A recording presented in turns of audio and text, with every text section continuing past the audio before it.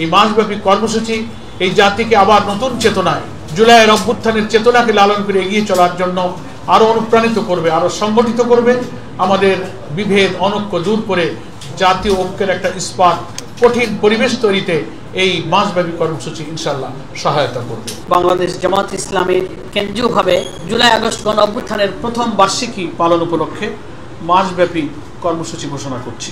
1 July 2025 July August গণ অভ্যুত্থানে শহীদ, আহত ও পঙ্গুত্ব বরণকারীদের জন্য দেশব্যাপী শাখায় শাখায় দোয়া অনুষ্ঠান। 2 থেকে 4 জুলাই দরিদ্র, অসহায়, দুস্থ ও ইয়াতিমদের মাঝে খাবার বিতরণ। 8 থেকে 15 জুলাই জামাত নেতৃবৃন্দ শহীদ ও আহত পরিবারের সাথে সাক্ষাৎ করবেন, মত বিনিময় করবেন এবং তাদের দোয়া অনুষ্ঠানে শরীক হবেন। কবর জিয়ারত সহ অন্যান্য পারিবারিক সহানুভূতি প্রকাশের জন্য বিভিন্ন এলাকায় সারা দেশে সফর করবেন। 16 জুলাই ঐতিহাসিক দিন, শহীদ আবু সাইদ, যার দুঃসাহসী, মৃত্যু ভয়হীন, অকুতভয় চেতনা সারা দুনিয়াকে নাড়া দিয়েছিল, বাংলাদেশের সমস্ত মানুষ ঘর থেকে বেরিয়ে এসেছিল তার এই সাহসী জীবনদান, সেই স্মরণে আমরা রংপুরে আলোচনা সভা এবং দোয়া অনুষ্ঠানের আয়োজন করেছি। 19 জুলাই জামাত ঘোষিত যে 7 দফা, সেটা বাস্তবায়নের জন্য ঐতিহাসিক সরোয়ার্দী উদ্যানে আমরা জাতীয় সমাবেশের ডাক দিয়েছি। 19 জুলাই সরোয়ার্দী উদ্যানে দুপুর 2টায় শুরু হবে এবং একই দিনে বাংলাদেশের ওই অভ্যুত্থানের যে 2000 প্রায় শাহাদাত বরণ ছিল তাদের পরিবার এবং গুরুতর আহতদেরকে নিয়ে একটা আয়োজিত অনুষ্ঠান হবে। সেই অনুষ্ঠানে আমাদের সম্মানিত আমির জামাত ডক্টর শফিকুর রহমান সেই অনুষ্ঠানে অংশগ্রহণ করবেন, জামাত নেতৃবৃন্দ সেখানে অংশগ্রহণ করবে। 20 থেকে 24 জুলাই এই কয়েকদিন জুলাই আগস্ট গণ অভ্যুত্থানের মূল উদ্দেশ্য গণপ্রত্যাশা পূরণের লক্ষ্যে রাজধানী সহ বিভিন্ন শাখায় শাখায় সেমিনার, সিম্পোজিয়াম, সভা সমাবেশের আয়োজন করা হবে।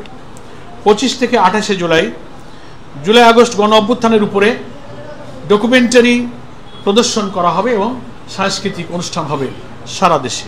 29 এবং 30 জুলাই মহিলা এবং ছাত্রীদের উদ্যোগে বিভিন্ন দেশে বিভিন্ন শাখায় এবং কেন্দ্রীয়ভাবে আলোচনা সভা এবং দোয়ার অনুষ্ঠানের আয়োজন করা হবে।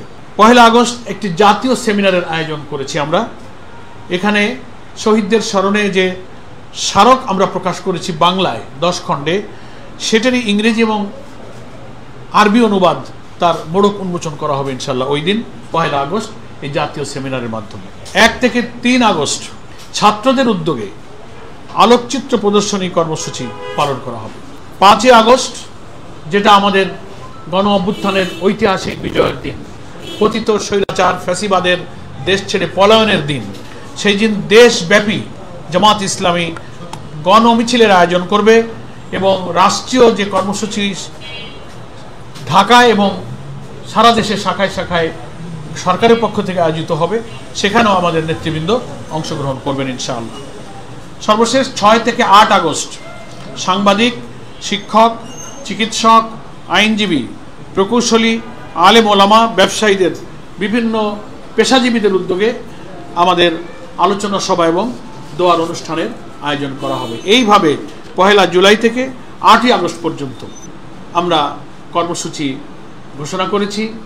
আমরা আহ্বান জানাবো বাংলাদেশের সকল গণমাধ্যম, সকল মিডিয়া হাউস, সকল প্রিন্ট এবং ইলেকট্রনিক মিডিয়া, সাংবাদিক, সুধীজন, বুদ্ধিজীবী, সকল শ্রেণী পেশার মানুষ, সর্বোপরি দেশের এই জুলাই আকাঙ্ক্ষার পূরণের জন্য যারা ত্যাগ স্বীকার করেছিলেন, সকল দেশবাসী আমাদের জামাত ইসলামী ঘোষিত এই কর্মসূচি সফল করার জন্য সহযোগিতা করবেন, অংশগ্রহণ করবেন, ভূমিকা রাখবেন এবং আমাদের সকল শাখার নেতৃবৃন্দের কাছেও আজকে আমরা আহ্বান জানাচ্ছি এই ঘোষিত কর্মসূচি পূর্ণভাবে অনুসরণ করে প্রতিটি মহানগরী, জেলা, উপজেলা, থানায়, শাখায় শাখায় আমরা এই জুলাই আগস্ট গণ অভ্যুত্থানের প্রথম বার্ষিকী কর্মসূচি সফল করব।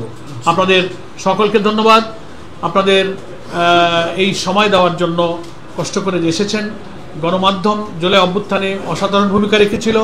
আশা করি গণ আকাঙ্ক্ষা পূরণে একটি নির্বাচিত সরকারের কাছে ক্ষমতা হস্তান্তরের লক্ষ্যে যে জাতীয় নির্বাচনের অভিষ্ট লক্ষ্যে এই জাতি যাত্রা শুরু করেছে, গণমাধ্যম তার এই অসাধারণ নিরপেক্ষ ভূমিকা অব্যাহত রাখবে। সকলকে ধন্যবাদ জানিয়ে আমরা আমাদের সংক্ষিপ্ত সাংবাদিক সম্মেলনের বক্তব্য এখানেই শেষ করছি।